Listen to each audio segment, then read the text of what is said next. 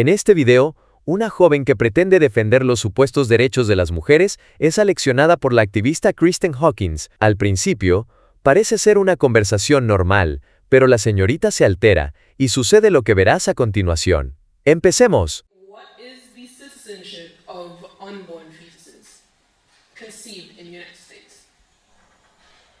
It's the same as children who are born prematurely in the United States or who are birthed in hospitals. So if I were to become pregnant right now on U.S. soil, I would be pregnant with a U.S. citizen. Well, no, not right now with our laws, because right now your child is in Okay, no, I'm talking about your tissue. post-Roe versus Wade Sure. world.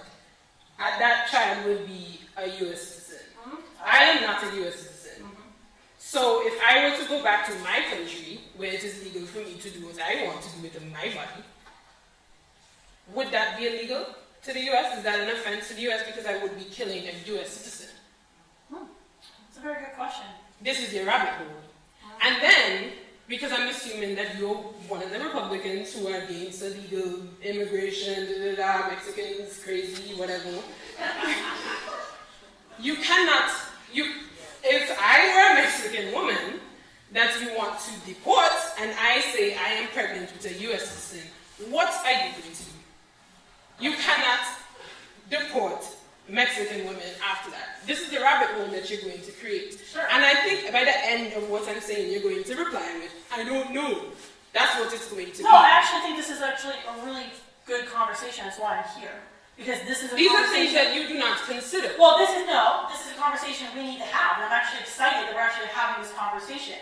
Like, this is a good conversation to have. Well, I'm glad So you're what excited. happens to an illegal immigrant woman who comes from Mexico or Central America or whatever, becomes impregnated in the United States, and now she's carrying a child? Should she be deported?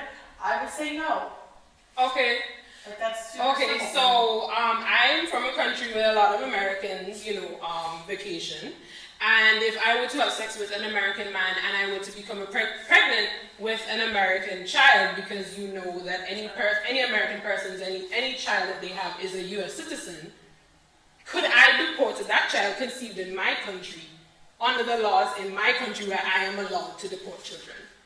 You're going to deport your own child? I mean, where I am allowed to have an abortion in my own country. I mean, okay, so I don't know. You're saying you get pregnant in your country? My country, where an American man came to my country, Sure. yes, and we had sex, and I conceived a U.S. citizen. A U.S. citizen? I don't know. I mean, You maybe don't know. think you're- Okay, see, I maybe said it. we You were have going to say, have I a don't conversation, know. Like, I'm not an international lawyer, so it'd be the These are question things is that you how- need to consider before you put up crap like this. You cannot this is start the talking discussion about, we need to you have. cannot talk about wanting to make things illegal without considering the things You're that right. happen. We should just keep on killing the babies left and right and never have a discussion about this ever. Is that what you want No, to say? we should read books. We should study things, we should research And that's things why we're having before we this get up on discussion. stages at universities and act like fools. Look at the thing that you have here. You're acting like a fool. You do not know what you What does abortion do?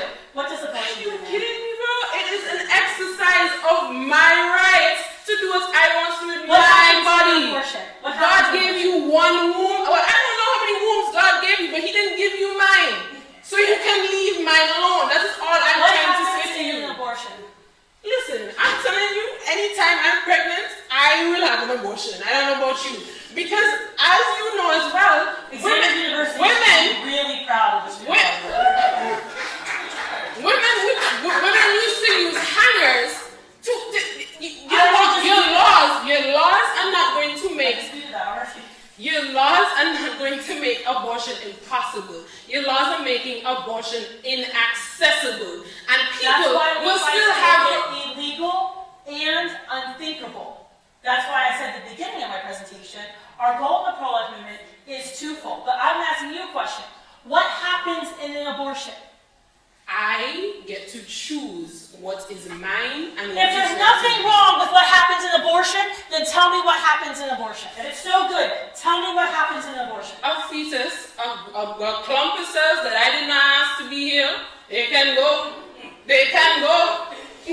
If that person, I'm a clump of cells, can you abort me? I would, because I don't know what you're doing today.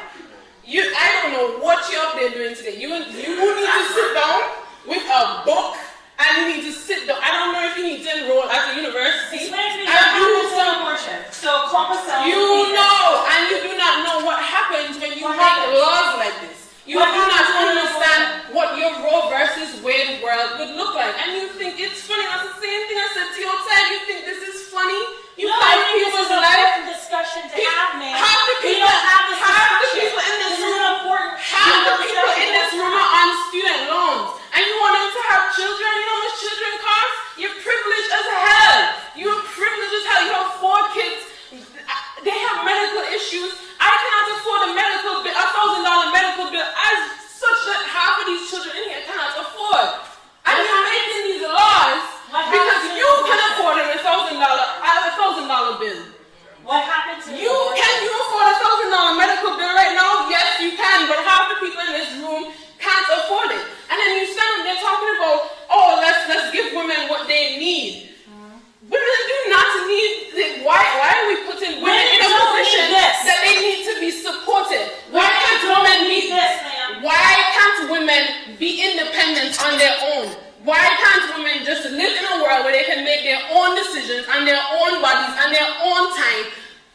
I do not need you to help me. I do not need you to give me anything. Like, let me do what I want to with my But body. it's not just your body when we talk about it. You're a whole cunt. Yeah, that's the way it is, and I don't. At the beginning of it, I said you were going to say the words I don't know before I was done, and you did. You do not know what you're up here doing. So please go and read a book. So I'm uneducated. I'm privileged. What else did you call me? You mind like throwing other things at me? Nobody's doing a damn thing. This is exactly why we're here. Because we need to be able to have this discussion. That's an important question. What happens? What's the citizen? Man, you're done. I told you this already. Don't look at me. Yes, because you come here and don't want to have a conversation. You want to shout. We get it. But this is an important discussion to have. What is the legal status of a fetus, of a child who's conceived by 2 Americans internationally? I don't know how we're going to talk about it. That's going to be a hard discussion to have. And we're going to have to figure it out. Maybe citizenship only gets applied in the country of your birth. But this is an important discussion to have. But we don't even have these discussions in America today because we say, just have the abortion because it's my body, my damn choice. But guess what? It's not your body. There's another human being that we're talking about. And in the pro-life movement, we say both her body and the child's body have equal value because they're both human beings. Es increíble cómo, en muchos debates, algunas personas recurren a gritar y desviar la conversación hacia puntos irrelevantes, evadiendo por completo la esencia del tema. En lugar de centrarse en los argumentos principales, se aferran a detalles secundarios o emociones desbordadas, como si eso les diera automáticamente la razón. Este enfoque no solo es poco productivo, sino que también demuestra una falta de preparación y de interés real en buscar soluciones o llegar a la verdad. Gritar más fuerte o cambiar el enfoque no hace que un argumento sea válido. Lo único que logra es hacer ruido y perder tiempo.